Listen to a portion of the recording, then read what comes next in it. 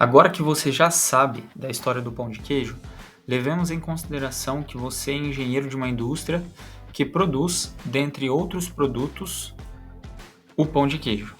Você atua no setor de planejamento e controle da produção, PCP, e precisa responder alguns questionamentos. E para isso, você tem as seguintes informações: quantidade vendida, seria a demanda, 20 mil unidades por mês. Ele informou também o tempo de produção e a capacidade produtiva da produção de pão de queijo, né? E na primeira questão do nosso exercício, ele pede o seguinte: qual é o prazo de entrega desse pedido? Bom, então a gente tem que analisar a capacidade produtiva, ela vai impactar no nosso cálculo ali, tá? E a gente precisa fazer algumas considerações antes, alguns conceitos básicos sobre os tipos de capacidade, né? São 4 tipos de capacidade que uma empresa pode ter e cada uma delas tem sua importância para o planejamento estratégico. Então, antes, vamos só contextualizar cada tipo de capacidade. A nossa primeira capacidade seria a capacidade instalada. Essa capacidade, ela é a capacidade máxima que uma unidade produtora pode produzir, uma fábrica pode produzir, ininterruptamente, tá? Vamos só escrever. É a capacidade máxima que uma fábrica, que uma indústria pode produzir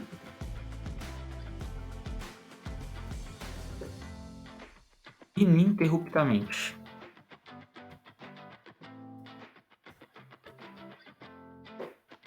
Então, por exemplo, eu vou pegar aqui um exemplo qualquer, né?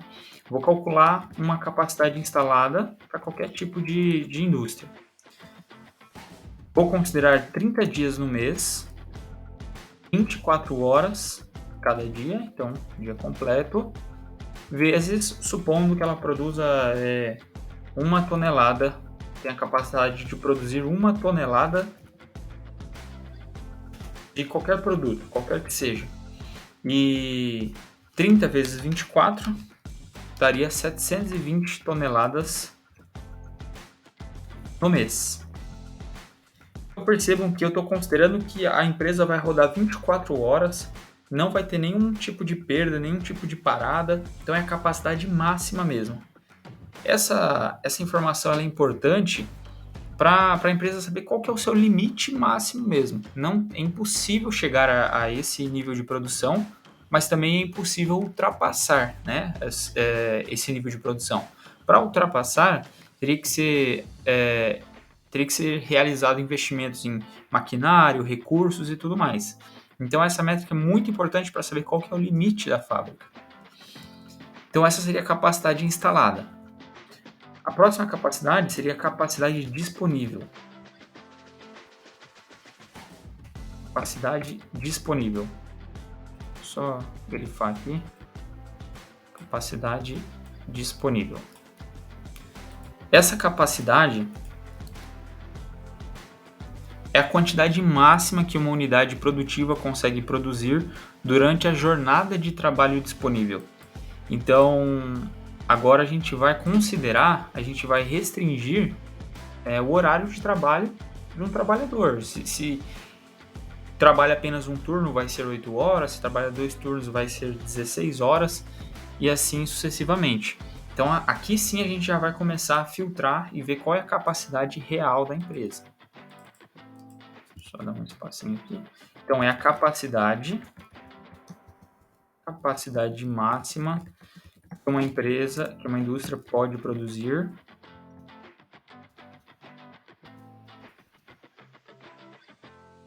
durante a jornada de trabalho disponível.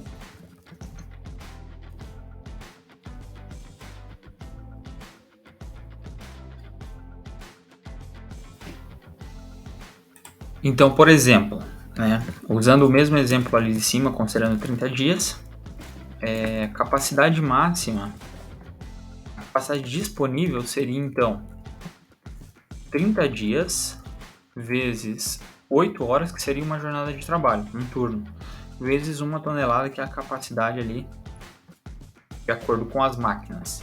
30 vezes 8, 240 toneladas no mês. Então, já reduziu bastante, né? A gente vê aí, começa a se aproximar da capacidade real que essa empresa consegue produzir.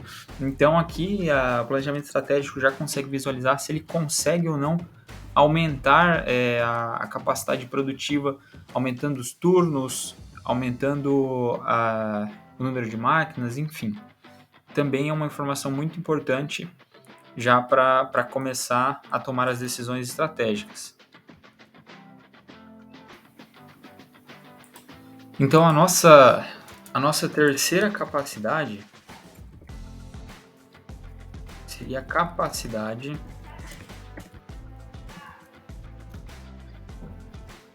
capacidade efetiva ou de carga.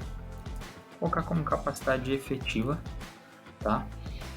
Essa capacidade ela já considera perdas, né? Perdas como perdas planejadas, como por exemplo manutenções preventivas, tempos perdidos em troca de turnos, amostragens de qualidade, entre outros.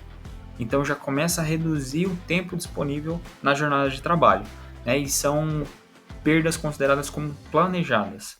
Só vou escrever então a definição, né? A capacidade seria a capacidade disponível subtraindo as perdas planejadas.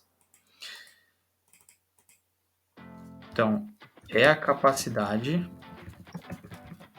disponível subtraindo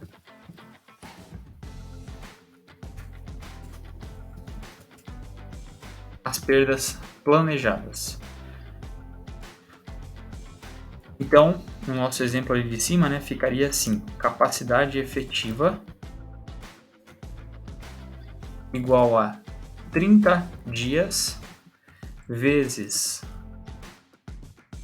Agora eu abro um parênteses e, por exemplo, né, vou descontar aqui 1 hora por dia vai ser contabilizado aí de paradas para manutenções, amostra de qualidade, diversos outros tipos de perdas que são planejadas. Né? Vou considerar aqui como 1 hora, um valor alto, mas é só aqui para o nosso exemplo. Tá? Continua ali com 1 tonelada de capacidade, só que a hora disponível já reduziu. Então essa sim seria a capacidade efetiva, que seria 30 vezes 7. Né? Já reduz ali para 210 toneladas no mês. Então essa seria assim a capacidade efetiva. E agora nós temos a nossa última capacidade, que seria a capacidade realizada ou a capacidade produtiva, né? Aquela que a gente tem a gente tem aqui no nosso enunciado, né? Então vamos lá. Opa. Capacidade realizada ou produzida ou produtiva.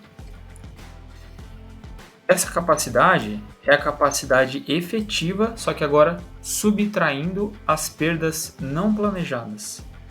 As perdas não planejadas, por exemplo, podem ser, deixa eu pensar, falta de energia elétrica, falta de matéria-prima,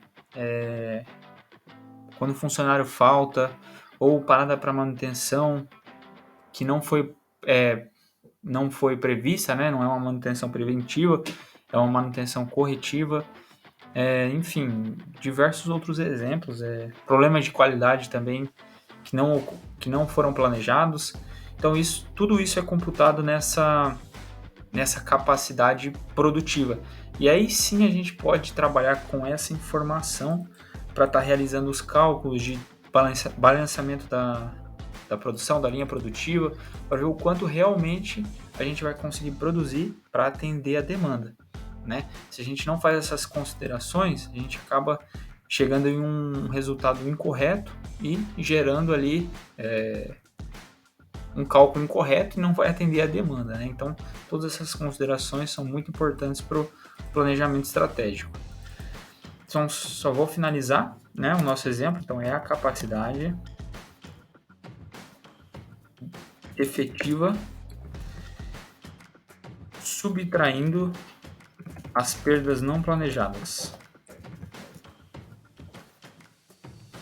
Então, se a gente fosse ali continuar no nosso exemplo, né, a gente vai reduzir mais um pouco ainda a jornada disponível. Então, por exemplo, capacidade produtiva seria igual a 30 dias vezes 8 menos 1 hora das perdas planejadas, menos mais meia hora de perdas não planejadas por dia.